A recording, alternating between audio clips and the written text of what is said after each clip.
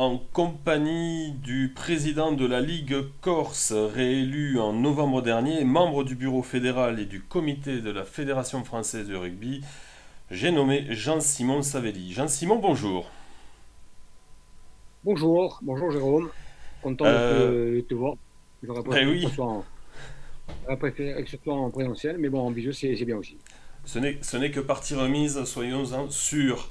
Jean-Simon, on a souhaité te solliciter pour évoquer la situation du rugby globalement en Corse et puis par rapport à la crise que l'on traverse tous. Alors on rentre dans le vif du sujet.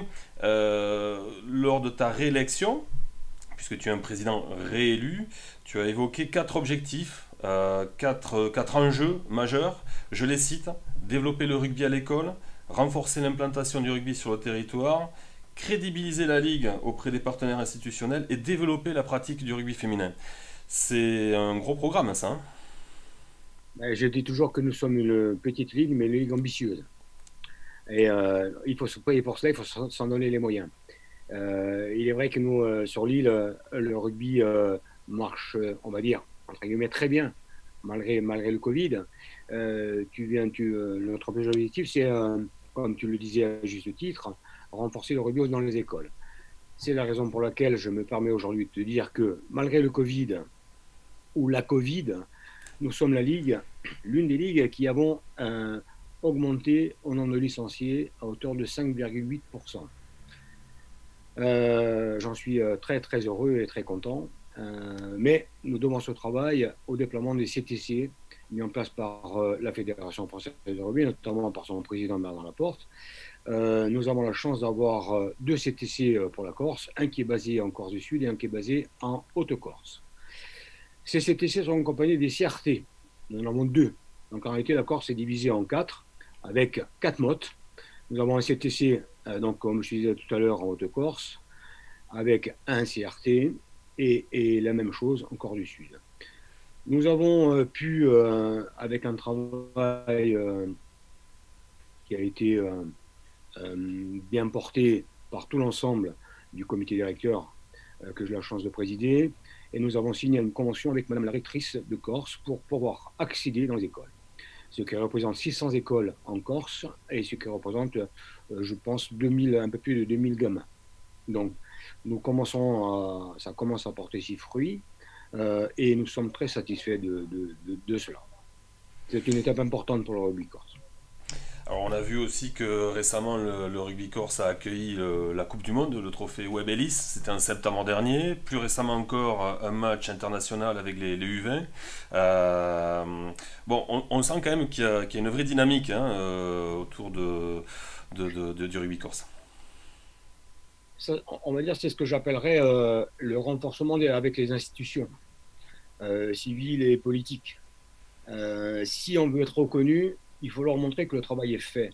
Et que si, comme je dis encore une fois, que c'est une ligue qui est ambitieuse et qu'il faut s'en donner les moyens, il faut tout faire pour parler du rugby. Il faut montrer que le rugby existe en Corse.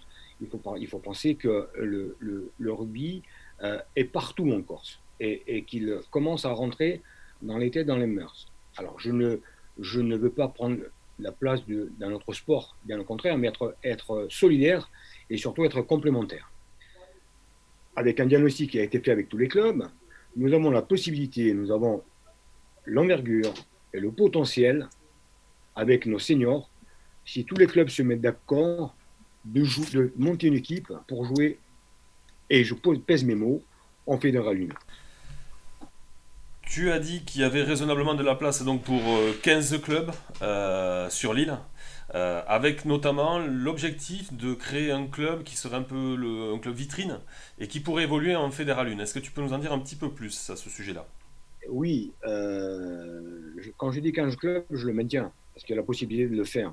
On est en train de, pour en avoir discuté avec mon bureau fédéral Cité de Ligue, hein, avec notamment mon secrétaire général Fabrice Fortini et d'autres, hein, on s'est dit il faut réveiller les clubs qui sont en sommeil.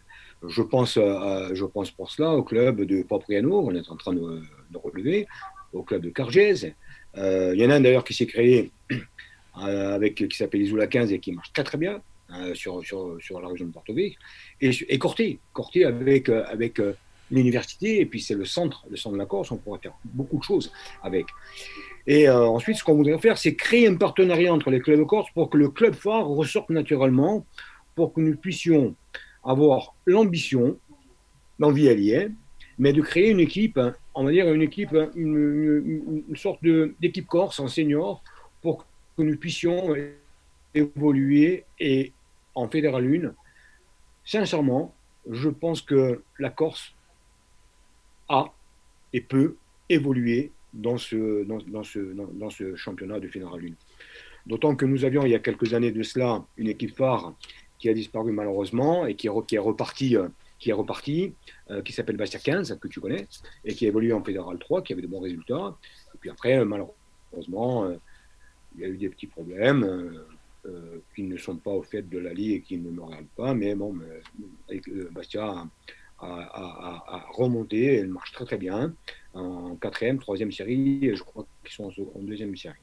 Nous avons la chance aussi d'avoir une équipe de Ponette, oui, qui évolue en Fédéral 2 et qui l'année dernière a eu son ascension en Fédéral 1, mais que pour des raisons administratives, et surtout de personnes, puisque ce sont des mamans ou des futurs mamans, ont décidé de faire une pause et puis d'enfanter. Donc c'est la raison pour laquelle nous sommes restés en Fédéral 2.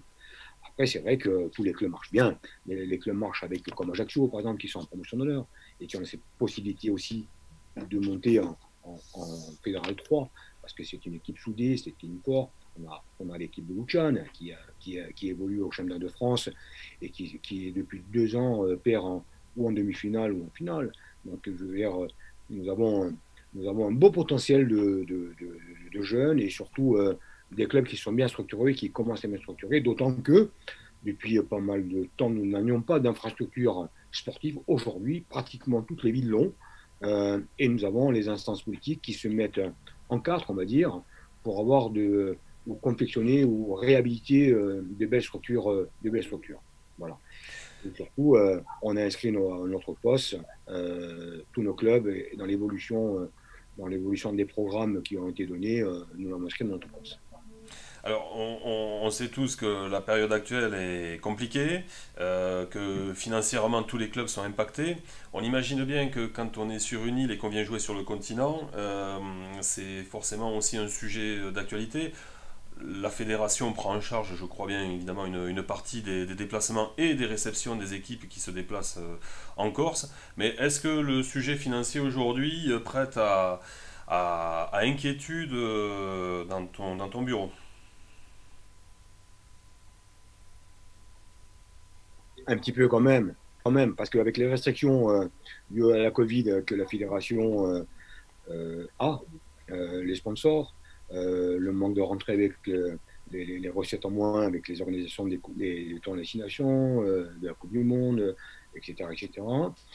Oui, effectivement, ça nous a inquiété un petit peu, mais jusqu'à présent, la fédération, nous avons la chance d'avoir une enveloppe pour le développement du rugby corse, nous permet et permet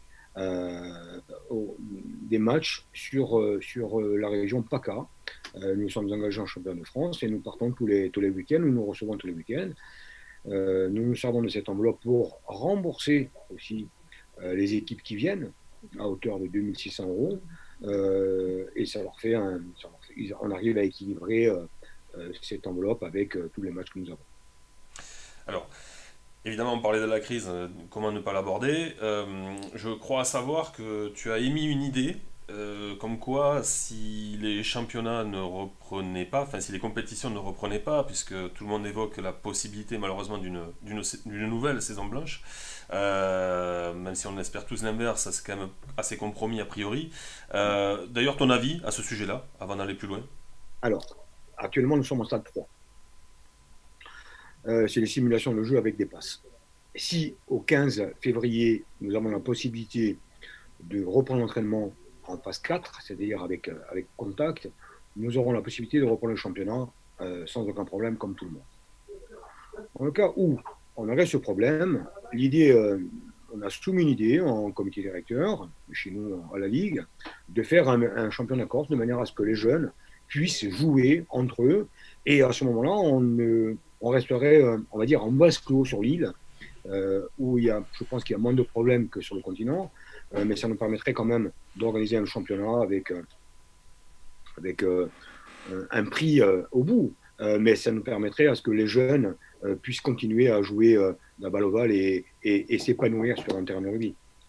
Alors C'est on la sait que possibilité que les... nous avons, à condition que, bien sûr, on ait la possibilité de le faire. Et si on est dans un confinement total, et malheureusement, on ne pourra rien faire. Et ça me, ça m'embête profondément pour les jeunes.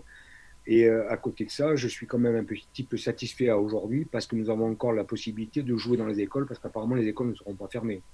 Donc la chance que nous avons, c'est que nous pouvons continuer avec les écoles, continuer avec la balle ovale et avec un système qui nous permet de faire vivre encore les nouveaux adhérents.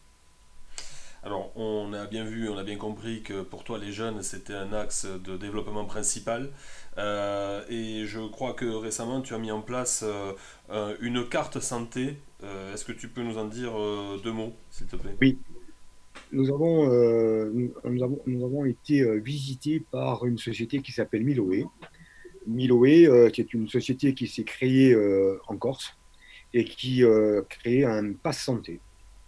L'idée m'a plu, j'en ai parlé à mon comité directeur qui a suivi et on l'a mis en place depuis maintenant 2 mois. On a commencé à distribuer les cartes. Alors c'est une carte santé que je vais te donner en primeur. J'ai moi-même, Exclusivité pour rugby amateur. je l'ai quand même validée hier soir. C'est ma carte santé. Alors Miloé, nous avons pris la tâche de distribuer, d'acheter et de distribuer à tous nos licenciés de Corse, de l'école de rugby aux seniors et y compris aux seniors. La carte, l'avantage qu'elle a, c'est que le gamin, l'adolescent, l'éducateur, le dirigeant, si pour une raison X a un problème de santé sur un terrain, qu'il se blesse ou qu'il ait un malaise, on a un QR code qui est, qui est accessible aux secours, donc c'est pompiers, médecins, ambulanciers, hôpitaux. Et c'est une carte où toutes les pathologies sont référencées sur cette carte, toutes les allergies, toutes les contre-indications, tout est fait. Cette carte, elle est donc on va dire pour les écoles de rugby et puis jusqu'aux cadets. Ce sont les parents qui vont l'activer. Euh, tout sera renseigné dessus, remis aux dirigeants de club qui la mettront avec les licences. Et donc, au niveau de perte, il n'y en aura pas. Mais c'est une sécurité que nous avons pris parce que la santé de nos gamins est une priorité. Et non seulement nos gamins, mais de tous nos joueurs, éducateurs et dirigeants. C'est une carte qui est fiable.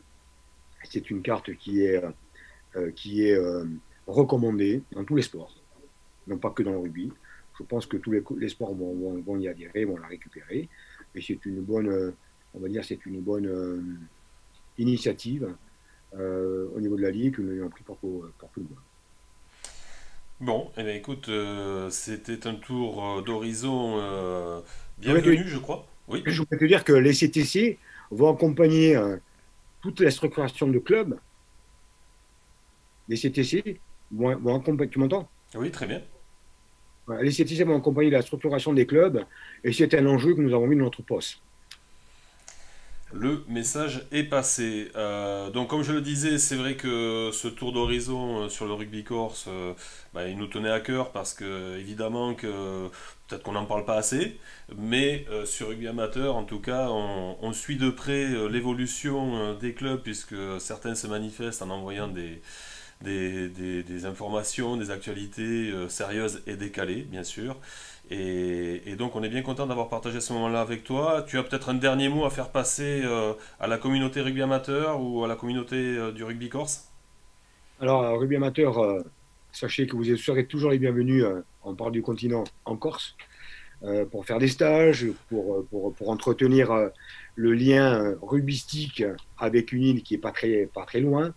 Et pour le rugby corse, nous allons continuer de vous faire vibrer, entre guillemets, avoir des matchs qui seront de plus en plus beaux, le sont déjà, mais et je dirais aux jeunes que lorsqu'on le veut, tout est possible, à condition de s'en donner les moyens et à condition de rester dans une conduite, c'est-à-dire le respect, l'honneur, la fidélité et surtout l'amour du ballon ovale.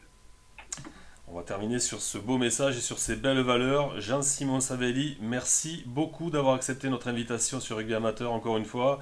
Et on se dit à très bientôt en présentiel, j'espère. À très bientôt, merci à toi et au plaisir de te retrouver. Voilà, à bientôt Jean-Simon. À bientôt.